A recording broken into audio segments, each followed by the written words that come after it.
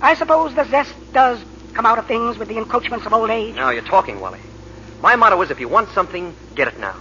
It's the next turn to the right, Mr. Stevenson. Chestnut Street. You know, Wally, I've been thinking. There might be a way out. A way out? Yes. To have your little place in England. Everything you want. Indeed, sir. And all you have to do is to make a little mistake every now and then. Mistake? In the laboratory. I've been checking on it, Wally. The way you're set up, no one would ever know. Mr. Stevenson, I better say good night, sir. Wait a minute. The differences in the amounts of those raw drugs you handle need be so slight that nobody but yourself would ever know. I don't understand, sir. Look what you've done for the company all these years. And what have you gotten out of it? Not a tenth of the salary you should be getting. No, please, Mr. Stevenson. Now, don't be silly. I've already talked it over with someone else. Talked it over with whom? A man named Morano. He can handle all the raw drugs that we can get. And then we split. You, Morano, and I.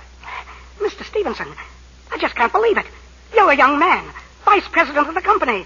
A wonderful future ahead of you. Don't make me laugh. Yes, I'm young. Young enough not to waste my life in dreaming. There are things I want to do, big things, and the only way to do them... I'm sorry, Wally. I thought you were my kind of a person. I trusted you. But what if we were caught? Why should we be caught? We'll make our pile and stop before anyone even guesses what went on. Morano knows just what to do. Besides, for once, there's an advantage in being Cotterell's son-in-law. Yes, I see. I thought you would, Wally. Well, partner, we're in business.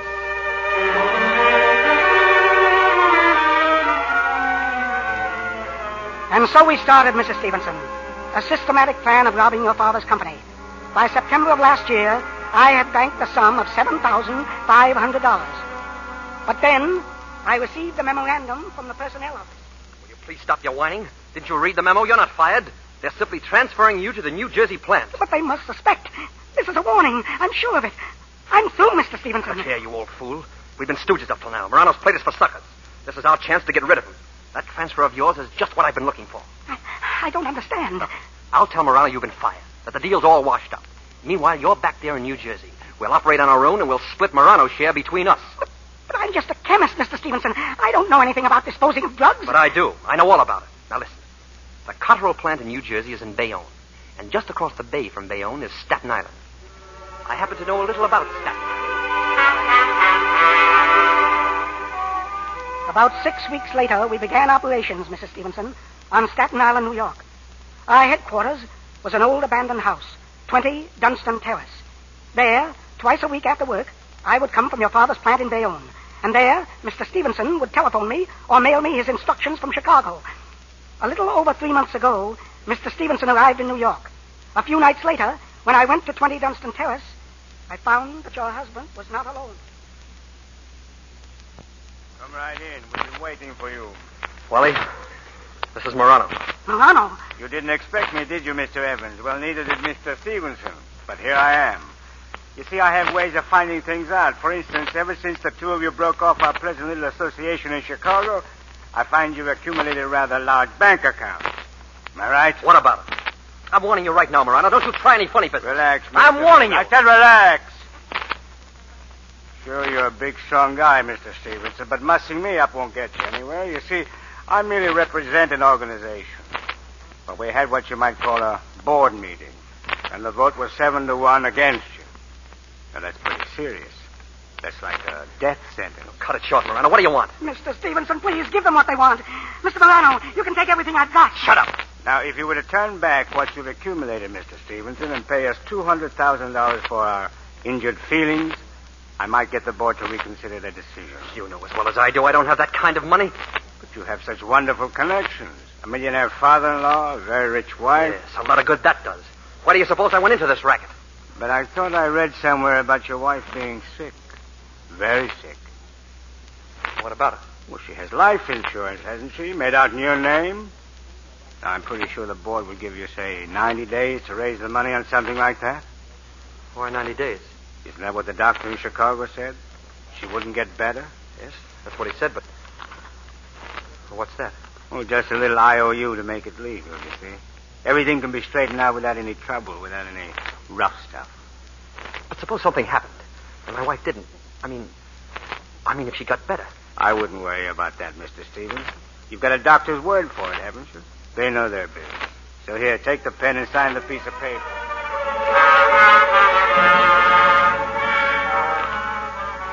What I have just told you, Mrs. Stevenson, took place 3 months ago.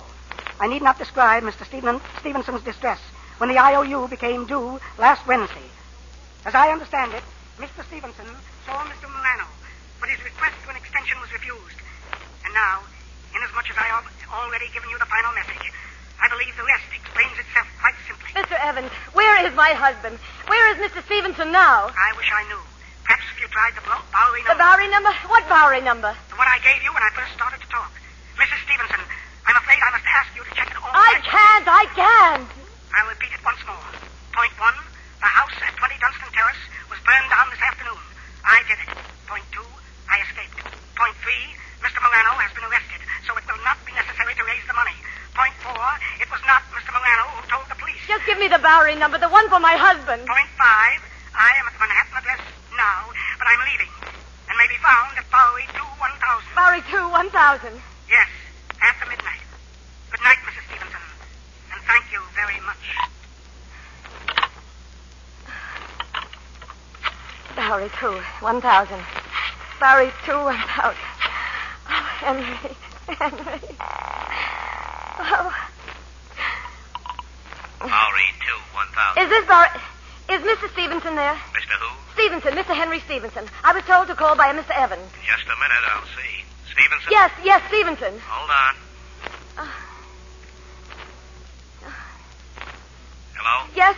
No, he's not here, ma'am. Oh, well, Mr. Evans said he might be expected. Could I leave a message? Message?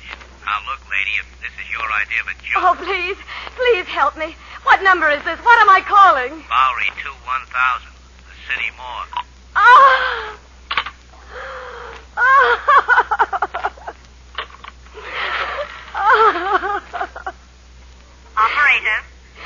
Operator. Police! Give me the police quickly. I will ring the police department. No, wait a minute. Give me the hospital. I can't be alone. It's 11 o'clock. Hurry, please. It's 11 o'clock. One moment, please. Operator, I can't hear you. Are you calling the hospital?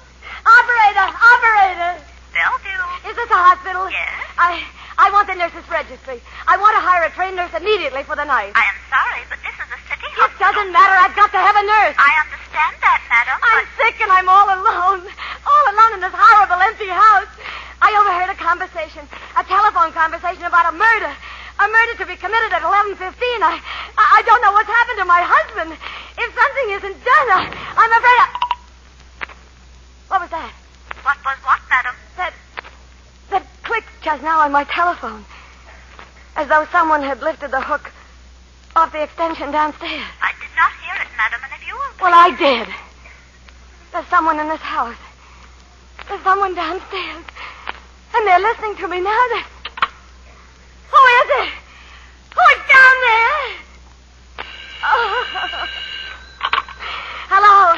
New Haven is calling Mrs. Henry Stevenson. Is she there? I can't talk now. Call back later. I have a person-to-person call from Mr. Stevenson. Do you not wish Did you to say accept Mr. the call? Stevenson? Mr. Stevenson from New Haven? Do you wish to accept the call, madam? Oh, yes. One moment, please. Here's your party, sir. Hello, darling? Henry, where are you? Well, I'm on my way to Boston, dear. Stopping off between trains in New Haven. Did you get my wire? Yes, I got it. I was sorry I couldn't reach you by phone before I left. But, of course, I knew you'd be all right. Well, I'm not all right.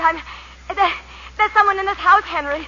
Right now, I'm sure of it. Now, honey, how could there be? Don't tell me you're still alone. Well, of course I'm alone. Who else could be here? You promised to be home at 6 o'clock. I know, Leona, but I thought I explained to the two. I've been alone for hours. I've been afraid of every kind of horrible call. And Henry, I want you to call the police. Do you hear me? Tell them to come over at once. Now, honey, you know you're perfectly safe. The doors are all locked and there's a private patrolman. You're right in the heart of New York City and the phone's there at your bed. Henry, what do you know? What do you know about a man named Waldo Evans? Evans? Why? Why do you ask? I had a long talk with him just a little while ago about you. About me? Well, what about me? Oh, he told me some terrible things. Some of it sounded insane, but some of it, maybe it was true. You mustn't listen to every crackpot that calls you up, dear. Now just try to forget him. He said you'd been stealing from Dad's company. Is that true, Henry? Leona, of course it's not true. Well, he left some kind of a message for you that the house on Staten Island had been burned down and that the police knew everything, and that Morano had been arrested, and Henry, are you still there? Yes, I'm here. They said you were a criminal, Henry, a desperate man. And Heaven said you wanted me to die. Fiona. And that money, Henry, that money those people wanted, why didn't you ask me for it? Why, I'd have given it to you gladly if it would have saved your life. I'll give it to you now if it isn't too late. That's all right. Forget about it. I didn't mean to be so awful to you, Henry. I only did it because I loved you, and I thought you didn't love me, and that you'd go away and leave me. Fiona. Yes? I want you to do something. Will you forgive me first, Henry, will you? I want you to try to get out of bed. Please, Henry, please. Fiona, listen to me. I Try to can't. get out of bed. I can't get out of bed. You've got to. Walk over to the window and start screaming, Leona. Scream out of the street.